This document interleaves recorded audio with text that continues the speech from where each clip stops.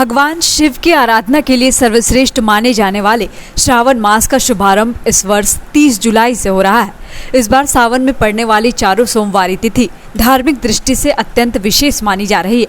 नाग पंचमी, सावन महाशिवरात्रि, संक्रांति और द्वादशी जैसी शुभ संयोगों के कारण इस सावन का महत्व और बढ़ गया है। धार्मिक जानकारों का मानना है कि वर्षों बाद ऐसा दुर्लभ संयोग बना है जिससे वैद्यनाथ धाम सहित देश भर के शिवालयों में श्रद्धालुओं की भारी भीड़ उमड़ने की संभावना है। अखिल भारतीय तीर्थ पुरोहित महासभा के वरिष्ठ पदाधिकारी और वैद्यनाथ धाम के वरिष्ठ तीर्थ पुरोहित पंडित दुर्लभ मिश्रा के अनुसार गुरुवार से सावन मास का आरंभ होना ही शुभ माना जा रहा है। उन्होंने बताया कि इस माह भगवान शिव की विधिवत पूजा अर्चना करने से सुख, समृद्धि और मनोवांछित फल की प्राप्ति होती है। श्रद्धालुओं को भगवान शिव की आराधना करनी चाहिए। उन्होंने चारों सोमवारी का महत्व भी बताया है। पहली सोमवारी 3 अगस्त को पड़ रही है। कृष्ण पक्ष पंचमी होने के कारण यह नाग पंचमी का भी दिन है। इस दिन भगवान शिव को जल, दूध और बेलपत्र अर्पित करने के साथ नाग देवता को दूध और लावा अर्पित करना शुभ माना गया है। दूसरी सोमवारी 10 अगस्त को पड़ रही है।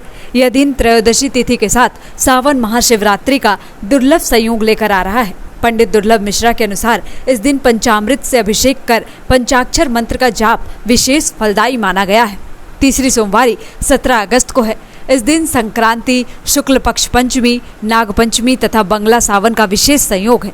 भगवान शिव को चावल, दूध और पंचोपचार से पूजन कर गुड़ की खीर का भोग लगाने से मनोकामनाओं की पूर्ति होती है। चौथी सोमवारी 24 अगस्त को पड़ रही है। द्वादशी तिथि में पड़ने वाली इस सोमवारी में पंचोपचार विधि से शिव पूजन करने से सुख, समृद्धि और पारिवारिक मंगल की प्राप्ति होती है। पंडित दुर्लभ मिश्रा ने बताया कि ग्रह, नक्षत्र और तिथियों के इस दुर्लभ संयोग के कारण इस बार सावन की चारों सोमवारी का धार्मिक महत्व अत्यंत बढ़ गया है। उन्होंने कहा कि श्रद्धा और विधि विधान से भगवान शिव की आराधना करने वाले भक्तों पर भोलेनाथ की विशेष कृपा बरसती है तथा उनकी मनोकामनाएं पूर्ण होती है। देखिए, सावन 30 तारीख से शुरू हो रहा है। उस दिन गुरुवार है।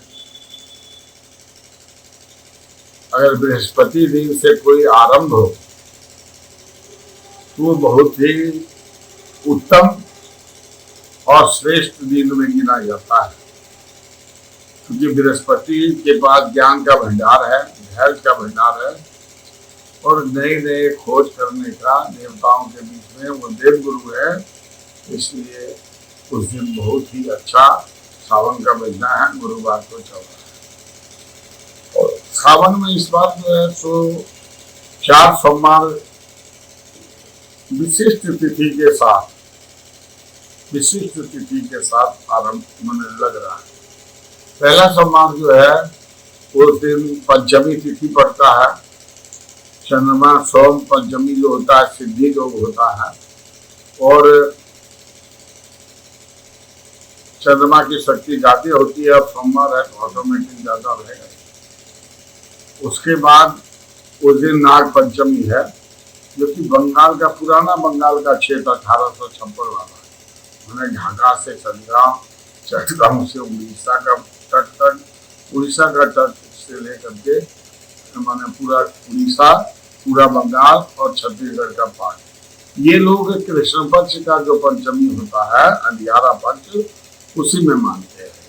तो उस एरिया का यात्री लोग जो है वो नाग पंचमी में पहला सोमवारी के दिन में भी जाएगा और बहुत भयंकर भी जाएगा। उसके बाद तो बिहारी और बाकी लोग तो है ही, कांवड़िया लोग। दूसरा सोमवारी बहुत ही भयंकर, जो पहला सोमवारी हुआ, दूसरा सोमवारी उससे डबल गुना भीड़ होगी, क्योंकि उस दिन जो है मास शिवरात्रि है और सावन महीने का कहिए शिवरात्रि तिथि है।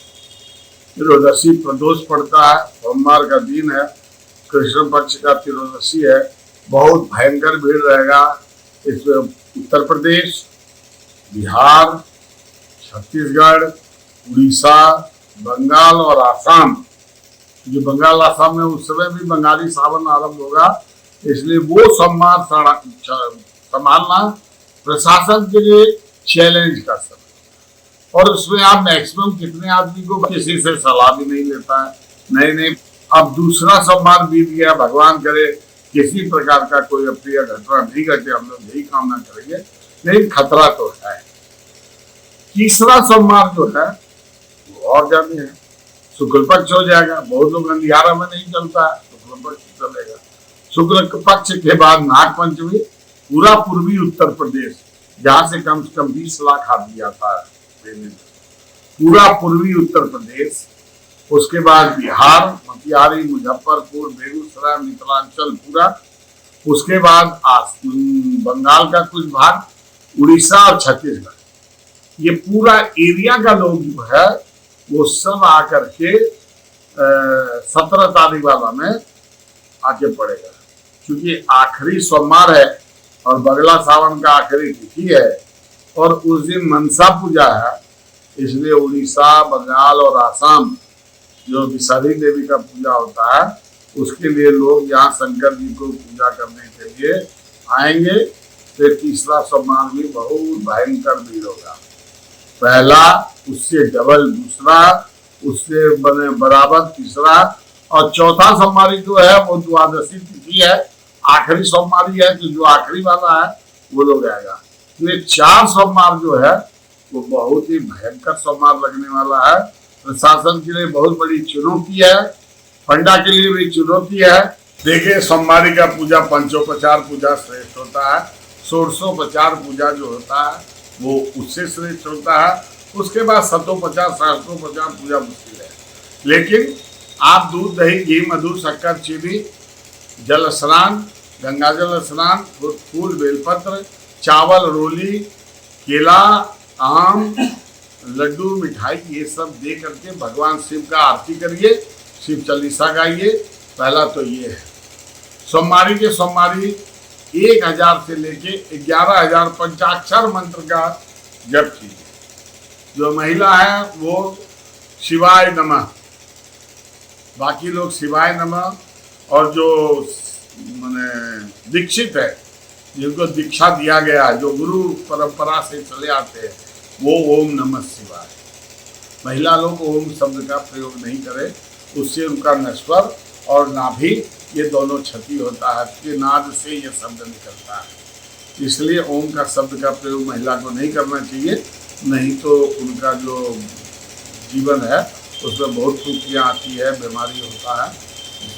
ये 1000 मंत्र जपिए, बहुत कम समय में हो जाएगा, या 11,000 मंत्र जपिए। जब भी दिन में मिले आप जपिए, शिव का पूजा कीजिए, आराधना कीजिए, और जो आपकी इच्छा है वो मांगिए, भगवान भोलेनाथ सबको देने वाले। पहली सोमवारी को किस ढंग? देखिए, पहली सोमवारी को तो दूध चढ़ाना ही चढ़ाना होगा, नाग पंचमी, दूध और बेलपत्र चढ़ाइए, जल चढ़ाइए। दूसरी सोमवारी जो है प्रदोष है, पंचोपचार पूजा कंपलसरी है, दूध, दही, घी, मधु, शक्कर, चीनी, फिर उसका स्नान, फिर इत्र का स्नान, फिर जाकर के चंदन, फिर आपको चावल, रोली, फिर आपको फूल, बेलपत्र, फिर फल, नैवेद्य, उसके बाद आरती। ये शिवरात्रि का पूजा का विधान है। और चौथा सोमवार, तीसरा सोमवारी जो है वो संक्रांति है।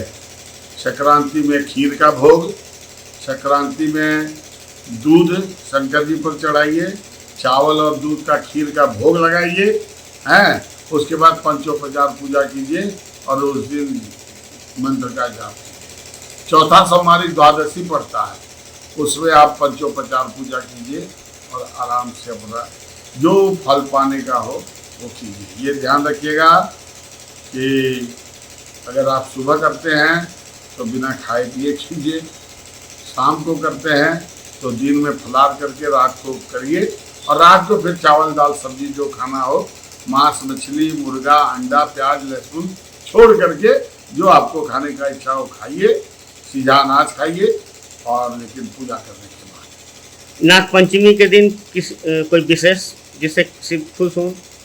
शिव खुश करने का एक ही चीज है, दूध और गुड़ घोर बनाइए और मीठा फल पाइए। जहां 27 वर्षों के सफर में 17,000 से भी अधिक छात्रों ने डॉक्टर एवं इंजीनियर बनकर भरे सफलता की ऊंची उड़ान, जहां साधारण छात्र भी झारखंड टॉपर्स बनकर बना रहे इतिहास। दूरदर्शी शिक्षाविद श्री विपिन सिंह के मार्गदर्शन में मेडिकल एवं इंजीनियरिंग के लाखों छात्रों के लिए आशा की किरण के रूप में Goal nation's leading institute Biome institute NEET की तैयारी के लिए एक भरोसेमंद नाम। यहाँ अनुभवी फैकल्टी, स्मार्ट क्लासरूम और बेहतरीन टीचिंग मेथड से स्टूडेंट्स को मिलती है मजबूत तैयारी। यहाँ हर स्टूडेंट को मिलता है पर्सनल गाइडेंस और डाउट क्लियरिंग का पूरा सपोर्ट। नीट 2027 और 28 के लिए फेज 2 बैच 30 अप्रैल से शुरू हो रहा है। आज ही बायोम इंस्टीट्यूट से जुड़े और अपने डॉक्टर बनने के सपने को दे सही दिशा। बायोम इंस्टीट्यूट सिर्फ मेडिकल प्रिपरेशन का संस्थान। काम की तलाश है, भरोसेमंद नौकरी चाहिए, जुड़िए एएनजी के साथ, जहां श्रमिक सबसे पहले। 12 घंटे की ड्यूटी, हर दिन 3 समय का खाना, मुफ्त रहने की सुविधा, आपकी सुरक्षा के लिए इंश्योरेंस, ओवरटाइम का लाभ, पीएफ सीधा क्लाइंट से, समय पर पूरा वेतन और जरूरत पड़ने पर एडवांस पे। एएनजी मैन पावर सॉल्यूशंस, सम्मान के साथ काम, भरोसे के साथ कमाई।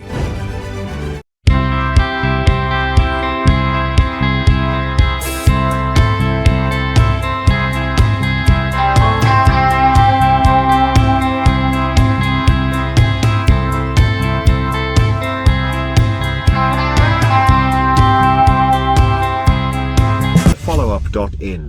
Like, share, and subscribe. www.thefollowup.in